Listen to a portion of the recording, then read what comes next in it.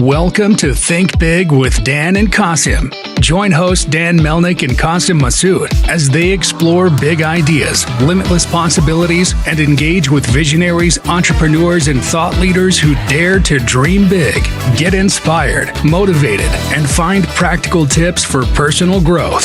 Think big, dream bigger, and ignite your potential. Welcome to Think Big with Dan and Qasim. Our guest today is Alex. So Alex, if you want to go ahead and introduce yourself, tell us where you live and what you do. Thanks, Dan. My name's Alex. I'm originally a physiotherapist. I live in Sydney, Australia, and I'm also the founder and director of Pragnetics. And we develop health innovations with a magnetic focus to help improve accessibility for those who need it. And particularly, we have our main product, STIK, which is a magnetic walking stick holder that allows you securely hang your walking stick whilst it's not in use. So I'm just curious about your background. You were saying that obviously you had a different career before. So I'm curious about that and just like how you went from what you were doing before to like what you're doing now. So if you could just share that with our audience. I'm a physical therapist, as they say in the US, or physiotherapist in other parts of the world. But I started off there. I've been practicing physio for 7 years. And I just noticed throughout my workplace, us entrepreneurs are always trying to solve problems and provide solutions. And so I noticed throughout my workplace that walking sticks were always falling on the ground because, as physical therapists, we're always prescribing walking sticks to help people walk better. And so, it was important for me to try and find a solution. So this is one of those businesses where I'm in the workplace, I'm seeing the problem, and I try to come up with a solution. And being a physiotherapist in Sydney, I've actually worked over in London as well, done 2 years there. And so, it's a real kind of business where, I saw a problem and I try to make a difference within my own industry where I was established. Yeah. So in terms of your background as a physical therapist, what did you see in the market that you said, okay, I'm going to go and develop this product? Like, were you seeing just something there, like working with patients and you were training with them, doing exercise, this product is missing, and then you went to go build it? I guess, what did that process look like for you? Yeah, no, good question, Dan. So I work with a lot of elderly patients. And so what I found was when people were dropping their walking sticks, they often led to trip hazards and increased falls risks. And falls might not sound like a big problem for, people that don't use a walking stick, but falls can be a huge risk and a huge problem for those people that need them. There's some stats that are flying around that if someone was to fall that was over 65 years and sustain a hip fracture, they would have a mortality rate or a death rate within 3 years. So having a fall can be quite catastrophic for these individuals. And so I was seeing my patients dropping walking sticks on the floor or not using them. And so I tried to come up with a solution. So I was actually on my way home from work and it felt like I picked up walking sticks the whole day. And so I went to put my phone on my magnetic car mount, and I thought, got my cogs turning, got me thinking, why doesn't something like this exist for walking aid users? And so as you can imagine, on that car ride home, it's a light bulb moment. You're thinking about it on the way home. You're like, as soon as I get home, I'm going to start Googling it. And so got home and it didn't exist. Patented the idea, did some early prototypes, and then the rest is history. So when you were first testing the early prototypes, were you doing it within your clinic, or how did you get the customer feedback early on? Yep, that's a good question. So this product was designed by the patients for the patients. So I'll take early prototypes that I made with 3D CAD designs in my friend's kid's spare room, and then I would take them into work. And then the good thing about working with older clients is that they've got a lot of time for you. Their schedule's pretty free, and so they can, be like, come on through, we'll try it out. And so they give you that valuable feedback and tell you what you can improve, change this color, or maybe make it a bit softer features, not quite so rigid.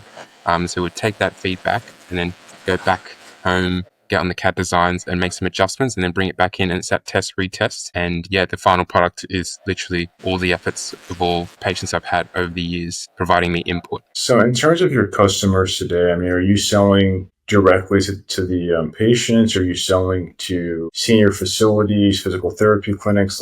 What is your customer breakdown? Yeah. So at the moment, our customer breakdown is mainly wholesale. So after we got that, so during that test retest, I was actually selling them through my hospital. So we managed to sell 200 units within the hospital. I'm just 3D prototypes. And then we then went on to mass produce. So the product is now mass produced. We sell online through e-commerce and also wholesale to a large distributor in Australia, who then distributes it to over 2,000 stores in Australia. And we're now looking to expand into the UK and the US market. So we feel like the best way would be through Amazon. And so we've already set up the store in the UK, and we're looking to expand worldwide, as we believe it's a bit of a volumes game. So I think because it's a small product and small device and the margins can be quite small, it's important for us to then expand rapidly, and it's a volume. So we need to be selling 1,000, 2,000, 10,000 in order to make a significant profit. And so I think that can be, something to consider for other entrepreneurs as well. When you've got one product and the margin's small,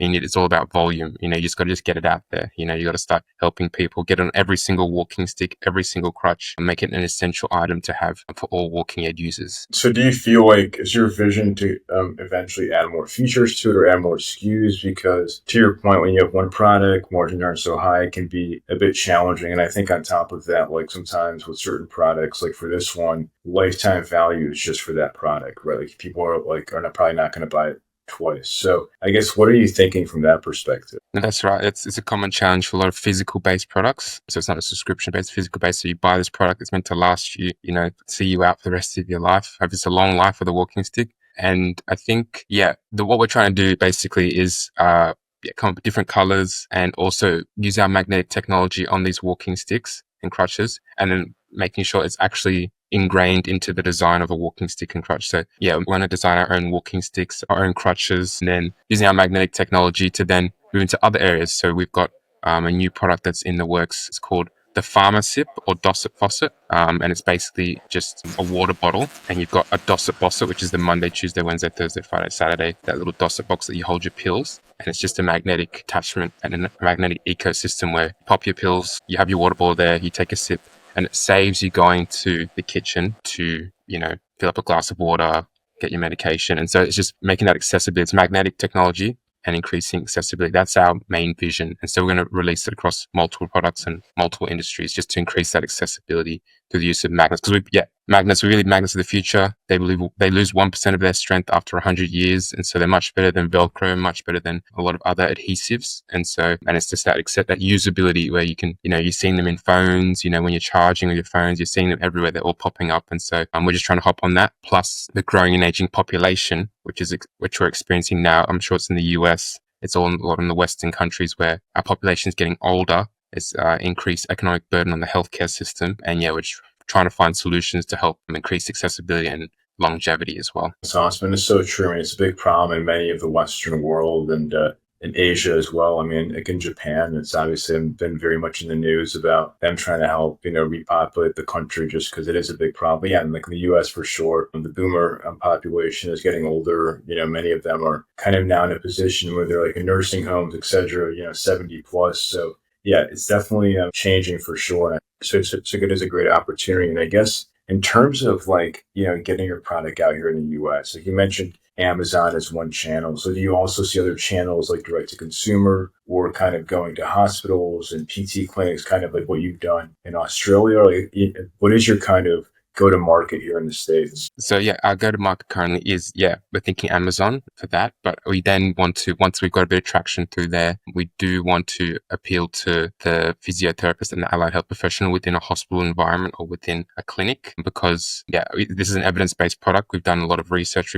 We've published a paper in a peer-reviewed journal, and we've had some promising results. And so as a physiotherapist, that was important to me. And so when I'm thinking I'm buying a product, I want to see the evidence. And so we want to translate that information to physical therapists and occupational therapists within the US. And so it's really about getting that foothold on Amazon, because it's actually way bigger in Australia. Amazon's not as big, but in the US, Amazon seems quite a mammoth over there. And so just getting it out there through Amazon, and we understand the system in Amazon, so Amazon's been quite good in the UK, and so we're just looking to translate those skills over into Amazon US, and then once we've got that foothold, then we'll start appealing to those private hospitals, direct wholesalers, try and set up some agreements like what we have in Australia with a distribution agreement, and they sell through pharmacies, and so we wholesale, and so we just D2C, and then we'll eventually go B2B and D2C like we have here in Australia. For sure. Yeah, I think B2B in the US is a great angle, because I'm not sure how it is in Australia, but in the US, that the government does cover, if you're a low income or if you're on Social Security, oftentimes that they will cover these types of products for seniors. Both my grandmas have been benefits of these types of programs where they've gotten free products, whether it's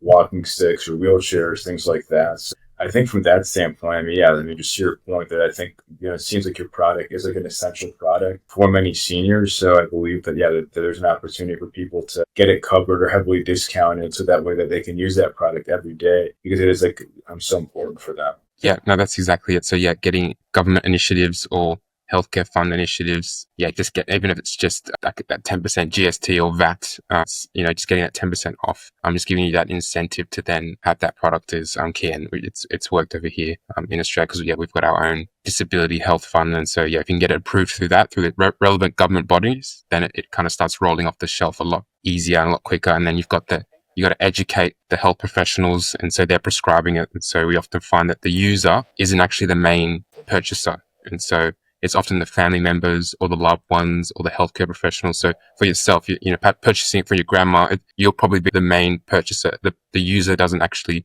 always buy it. And so when we're marketing, that's how we're thinking. We're thinking that, yeah, the end user isn't always the purchaser. So that's kind of a thing to consider when you're doing business and entrepreneur. As that's why we do entrepreneur. That's why we love business, because it's like a puzzle. You got to figure out how to reach the individual, the consumer. No, like that's so true. And then I guess also in terms of, because you were saying with your background, as you talked earlier, because of physical therapist. So when it came to actually manufacturing this product, like what did that process look like for you? Do you find somebody local in Sydney, or do you find somebody internationally? Like, how did you find that right partners to make your product and to make in a high quality way that you're looking for? Yeah, no, good question, Dan. This is one of those stories where literally from the ground up as a physio, I've got no experience in business prior or any design or CAD experience. And so this is one of those ones completely out of my depth. And so, but we've got a really powerful Facebook group in Sydney. There might be one in different states and different cities in the US or overseas in the UK or in Asia. But there's a Facebook group called the Sydney Startups. And so,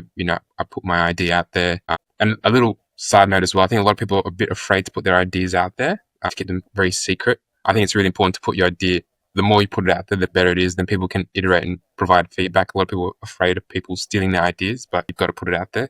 So I put it out there, and then I got in touch with a friend, and he had a 3D printer. He was involved in CAD design and engineering, and so we worked together. We kept 3D printing going.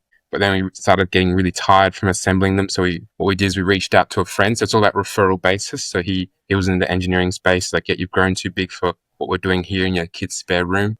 We moved over to manufacture over in India. And so it's an Australian company that manufactures some of the parts over in India. And so it's just that referral basis and finding the right place. I find that's the best way to go, rather than, I guess you can Google, but if you can get that referral basis of a trusted person that that's always the best way to go about finding a reliable business partner or service for your business. And yeah, we've just been using them, and we package it up over there, and then we ship some to Australia, ship some to the UK, and then hopefully we're shipping some to the US. And so yeah, that's kind of how we do it. So it's all mass produced over there. And so yeah, it's awesome. Yeah, I think India is a good choice, because I'm sure obviously that you're aware of with U.S. and China, some of the strains there and challenges that people are facing. So I think with India, definitely like some good cost savings in terms of like the tariffs and things like that. So yeah, it gets really cool. Have you been able to go over there in person to see the product and how they make it, or has it all been like a virtual partnership? Yeah, I went over there very recently just to go and check and see the product. And so yeah, I think that's an important step as well. I know when you're first starting out, you're like, oh, do I spend the money and go over there and sort out accommodation in a country I'm not really familiar with, and the culture and the customs and things? But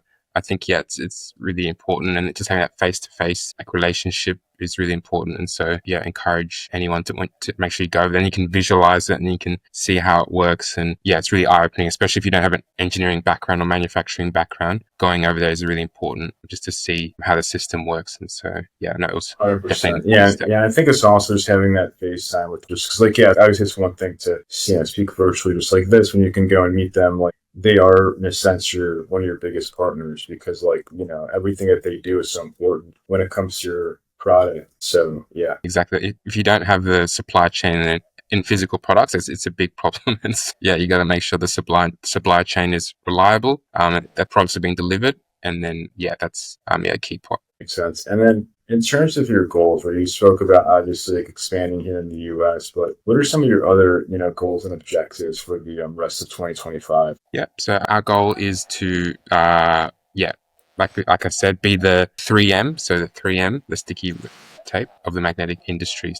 We believe that magnets are the future, so we just want to provide magnetic accessories for all products just to make them more user-friendly and more accessible. So yeah, we truly believe we can be the next 3M and help, develop technologies to improve usability. But yeah, in terms of, that's our long-term goal, that's our long-term vision. Short-term vision is releasing 2 products by the end of the year with our magnetic technology, because it's a constant growing process of learning how magnets work and learning how, getting that user feedback and experimentation. And so, yeah, we're getting faster and faster at bringing these new products out. And you just got to test the products. You're not sure if the product will work, but you just got to put it in the market and see how it goes. And so, For sure. So if you could go back in time to before you started this business, what is the one biggest piece of advice that you wish you knew? Yeah, I mean, it's 100%. I always tell people that our first show, like, it's still up there, but it was not that good. So yeah, it's something exactly. Yeah, it takes time, anything that you do. And I actually saw something on Instagram today that I shared from Alex Hormozy, where he's like, to be successful, you're going to have 100 days, like be willing to take your first 100 days of really sucking. And it's like,